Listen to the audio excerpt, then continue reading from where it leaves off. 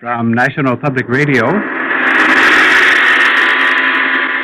this is NPR Playhouse.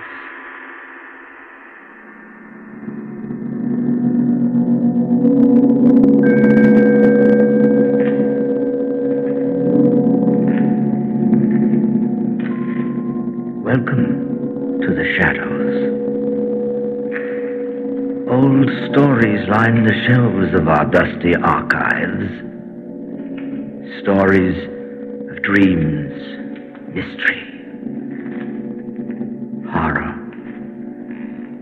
We would like to bring one of our early radio tales back to life during this half hour. Let's see. H. Monroe, better known as Saki, tells stories full of sunlight and humor, and usually, trotting alongside, will be some kind of monster for balance.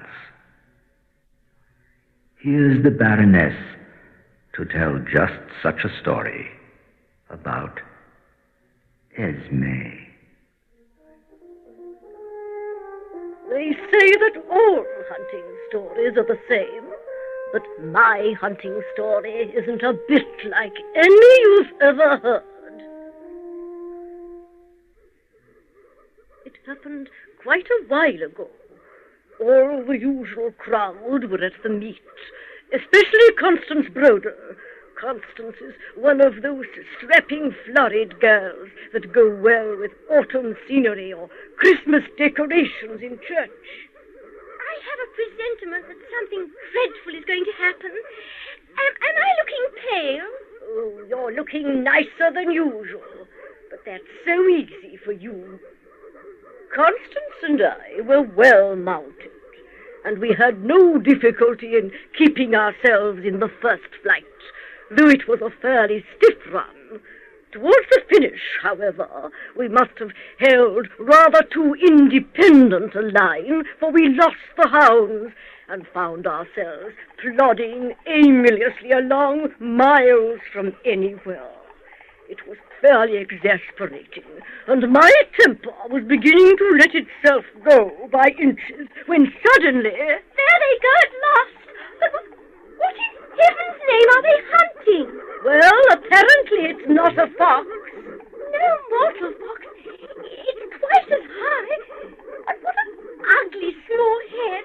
And its neck. Enormous and thick. It's a hyena. That's what it is. It must have escaped from Lord Padham's park. A hyena? Yes, and it's probably tame. Look, the dogs don't know what to do about it. Oh, dear! They're running off! The hyena hailed our approach with unmistakable relief and demonstrations of friendliness. What are we to do? It's getting dark. What a person you are for questions, my dear. Well, we can't stay here all night with a hyena. I shouldn't think of staying here all night, even without a hyena. We had better make for that ridge of trees to the right. I imagine the highway is just beyond. I hope it is. What on earth are we to do with the hyena? What does one generally do with hyenas? If we knew its sex, we might give it a name. Perhaps we might call it Esme. That would do in either case. Esme? Here, Esme! Come along! Come along!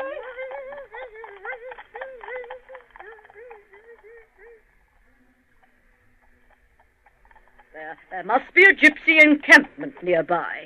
Gypsies? Why do you say that? We just passed a baby, a half-naked gypsy brat. What was he doing there? Picking blackberries, obviously. There. Esme has probably frightened it. Esme? Esme? Come along here. Esme! What have you got there? Esme? Esme? Put down that baby! Esme! Merciful shall we do? What are we to do? Constance, I am perfectly certain that at the last judgment you will ask more questions than the examining sheriffs. Esme, down!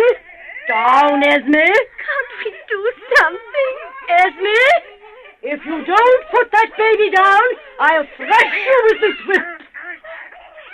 It's running off with the baby into the bushes. Esme! Esme! Horrible!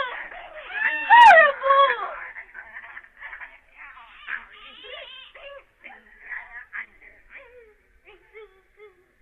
Well, Constance, I really don't know what more I can do.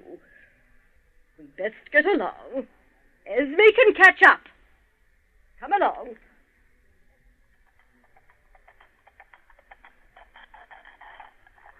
Do you think the poor little thing suffered much? Well, the indications were all that way, my dear. Ah, we are saved. There's the highway. Where? Up ahead. Didn't you hear the car? There's another. Ah, here comes Esme. There, Esme. Naughty. You're a naughty hyena. Can you let that ravening beast trot by your side? Oh, dear. What is it hanging from his mouth? I can't quite tell, dear. Now pay attention. There's the road ahead. Don't run ahead, Esme. The cars won't be able to see you at this hour. Esme, hold. Stay with us. Oh, the silly animal. Well, I don't think we should worry about that beast. No, I dare say he can fend for himself. Oh, Esme, what did I tell you? What did I tell you? Ladies, was this your dog? I'm dreadfully sorry. You have killed my Esme. I'm so awfully sorry. I keep dogs myself, so I know what you must feel about it. I'll do anything I can in reparation, anything at all. Please bury him at once. That yes. much I think I may ask of you. Certainly, at once, madam. William, bring the spade. No, the spade, William. I saw. What a magnificent fellow. I'm afraid he must have been rather a valuable animal. Well, he took second in the puppy class at Birmingham last year. Oh, don't cry, dear. It was all over in a moment, I'm sure. He couldn't have suffered much. Oh, look here. You simply must let me do something in reparation. I couldn't think of it. But I insist. No, I insist. couldn't think of it. But as he persisted, I let him have my address. Lord Pabham never advertised the loss of his hyena. When a strictly fruit-eating animal strayed from his park a year or two previously, he was called upon to give compensation in 11 cases of sheep worrying, and practically to restock his neighbor's poultry yards. And an escaped hyena would have mounted up to something on the scale of a governmental grant. The gypsies were equally unobtrusive over their missing offspring. I don't suppose in large encampments they really know to a child or two how many they've got. There was a sequel to the adventure, though. I got through the post a charming little diamond brooch with the name Esme set in a sprig of rosemary. Incidentally, too, I lost the friendship of Constance Brodel. You see, when I sold the brooch, I quite properly refused to give her any share of the proceeds. I pointed out that the Esme part of the affair was my own invention, and the hyena part of it belonged to Lord Pabham, if it really was his hyena, of which, of course, I've no proof.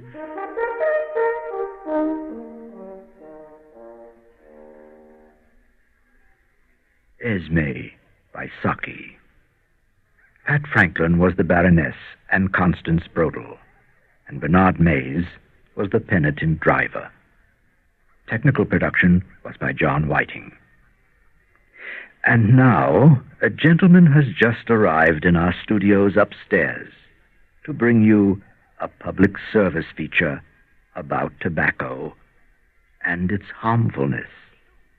His script was touched up by a famous Russian playwright, Anton Chekhov.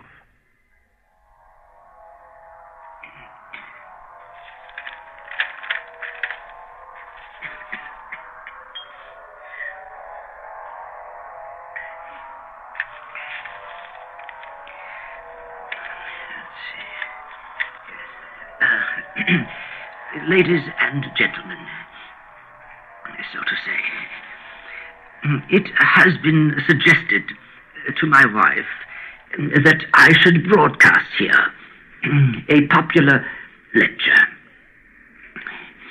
Well, if I must lecture, I must. It really doesn't matter to me in the least. Of course, I am not a professor and hold no learned degrees. Still in all, for the past 30 years, without stopping.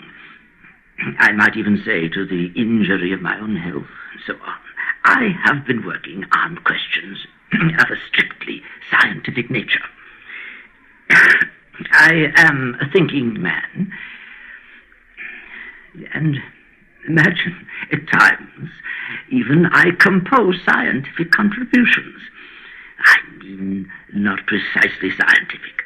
But pardon my saying so, they are almost in the scientific line. Well, for instance, the other day I wrote a long article entitled On the Harmfulness of Certain Insects. My daughters liked it immensely, especially the references to the bugs. But after reading it, I tore it to pieces. Well, surely no matter how well you write, you can never dispense with insect powder. We've got bugs even in our piano. For the subject of this program, I have taken, so to speak, the harm caused to mankind by the consumption of tobacco. Now, I myself smoke, but my wife ordered me to lecture today on the harmfulness of tobacco. So there's nothing I can do. Nothing I can do about that. Nothing I can do. On tobacco, then. It is absolutely of no matter to me. But to you listeners, I suggest that you should regard my present program with all due seriousness. Well, perhaps something unexpected may happen. I particularly crave the attention of the members of the medical profession, who may gather from my lecture a great deal of useful information. Since tobacco, apart from its harmful effects, is also used in medicine. Thus, for instance, if you place a fly in a snuff box, it will probably die from derangement of the nerves.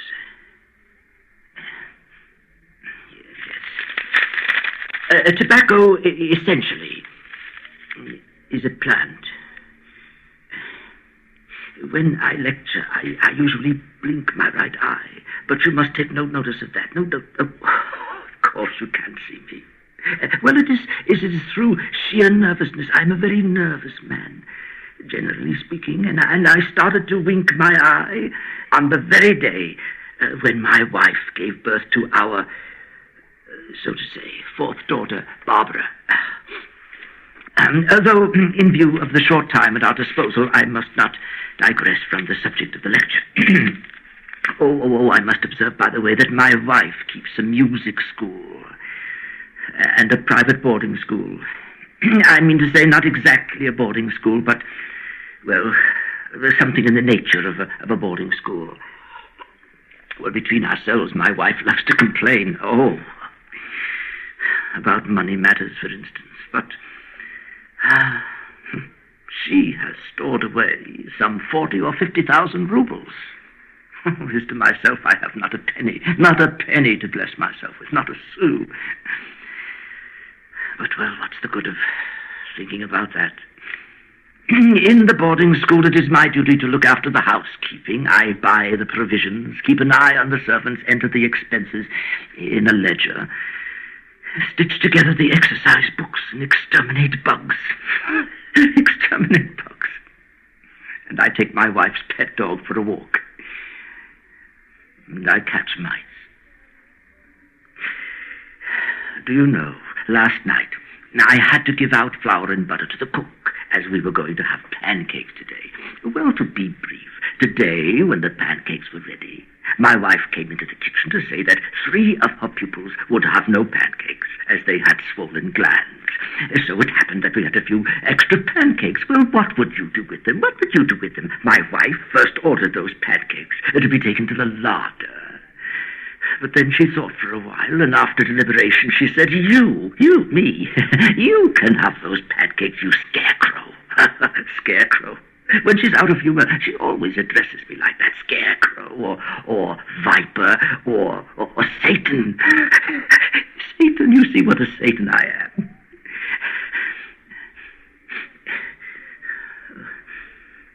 She's always out of humor. She's always out of humor. But I didn't eat those pancakes properly. I just gulped them down.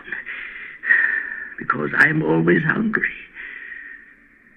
Yesterday, for instance, she gave me no dinner. It's no use, she says, feeding you, scarecrow that you are. Scarecrow. However, I have strayed from my subject and have digressed somewhat from my theme. Let us continue. Though I'll bet you'd rather now hear a story, or listen to a symphony, or some singing. Some singing. In the heat of the battle, we shan't budge, in the heat, I don't remember where that comes from. Isn't that funny? I just can't remember where that comes from. By the way, I forgot to tell you that in my wife's music school, apart from looking after the housekeeping, my duties also include the teaching of mathematics, physics, chemistry, geography, history, solfeggio, literature, and so on. For dancing, singing, and drawing, my wife charges an extra fee, although it is I, who am the dancing and singing master. Our music school is at number 13, 5 Dogs Lane. Number 13. That is probably why my life has been so unlucky. Through living in a house, number 13. Again, my daughters were born, all of them on the 13th. And our house has 13 windows. Imagine 13 windows, I counted them. But, well, what's the good of dwelling on all this? My wife is at home at any hour for business interviews. And the prospectus of the school can be had from at the station here at sixpence a copy. You need but write in and ask for them. And if you please, I myself can let you have some. I have some here. I have 6 copies. And the first 6 people who phone in can have a copy for 3 pence. We'll make it 3 pence. The first 6 people who phone in. I don't see any phones. Well, perhaps there are no phones. We'll make it 2 pence if you write in. Oh, very annoying. Very annoying. Yes, the house is number 13. I am a failure. A failure at everything. I have grown old and stupid. Now, I am broadcasting.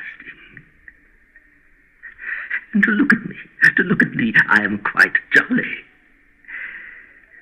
But I have such a longing, oh, such a longing to shout at the top of my voice, or to run away to the ends of the earth. And there is no one I can complain to. I even want to cry. To cry. Well, you may say, you have your daughters. But what are daughters? What are my daughters? I speak to them, and they only laugh at me. My wife, she has 7 daughters. No, I believe only 6. 6. Oh, no, of course it's 7. The eldest, Anna, is 27. The youngest is 17. Of course, there's 7.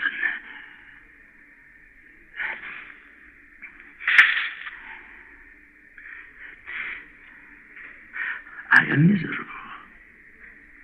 I have become a fool, a nonentity. But after all you hear before you, the happiest of fathers. After all, it ought to be like that. And I dare say it is not. But if only you knew, I've lived with my wife for 33 years. And I can say those were the best years of my life. I mean, not precisely the best, but generally speaking. They have passed, in a word, like one happy moment. But strictly speaking, curse them. Curse them all. She's not come yet. She's not here in the studio. She's not here, and therefore I may say what I like. You know, I am terribly afraid. Oh, I am. I'm afraid when she looks at me. Well, as I was just saying, my daughters don't get married. They don't get married probably because they're shy, and also because men never have a chance of seeing them. My wife does not want to give parties. She never invites anyone to dinner. She's very stingy, ill-tempered, and quarrelsome. And therefore no one comes to the house. But I can tell you in confidence, my wife's daughters can be seen on holidays at the house of their aunt, Natalie Semenovna, the very same lady who suffers from rheumatism and always wears a yellow dress with black spots. You know the one. Well, there you get real food. I must observe that I get drunk on 1 wine glass. That's all it takes. Just one. And on account of that, I feel so happy. And at the same time, so sad that I cannot describe it to you. I usually recall my youth. For some reason, I long to run away. To run right away. Oh, if you only knew how I long to do it. To run away. To leave everything behind. To run, without ever looking back. Where to? Well, it does not matter where to, provided I could run away from that vile, mean, cheap life, which has turned me into a miserable old fool, into a miserable old idiot. To run away from that stupid, petty, ill-tempered, spiteful, malicious miser, my wife, who has been tormenting me for 33 years. To run away from the music, from the kitchen, from my wife's money matters, from all those trifles and banalities. To run away. To run away. And then stop somewhere. Far, far away. In a field. And to stand still. Like a tree. Like a post. Like a garden scarecrow. Under the wide heaven. And to look all night long at the still bright moon over my head. And to forget.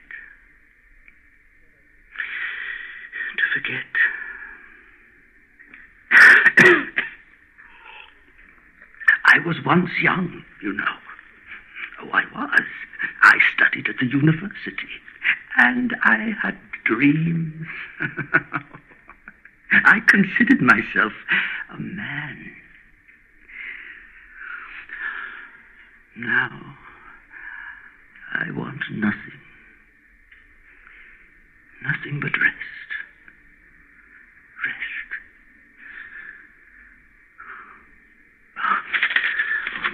My wife, she's outside of the studio. I saw her come in. She's waiting for me there. The time is practically up. Oh, look, if she asks you, please, I implore you, tell her that the lecture, the talk, was... that the scarecrow, I mean, behaved with dignity. Oh, she's looking in my direction. Starting from the premise that tobacco contains a terrible poison of which I have just spoken. Smoking should in no circumstance be permitted, and I venture to hope, so to say, that this my lecture on the harmfulness of tobacco will be of some profit to you. I have finished. Dixi et animam levavi. I have finished. Is that...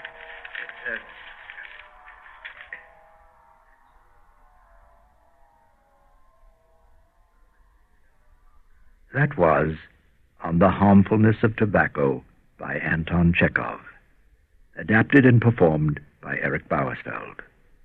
Sound production was by Jan Paul Wendt. Additional technical production for this program was by Jim McKee. Well, that's all for now. Come and visit our archives again for another tale from the shadows. Real soon.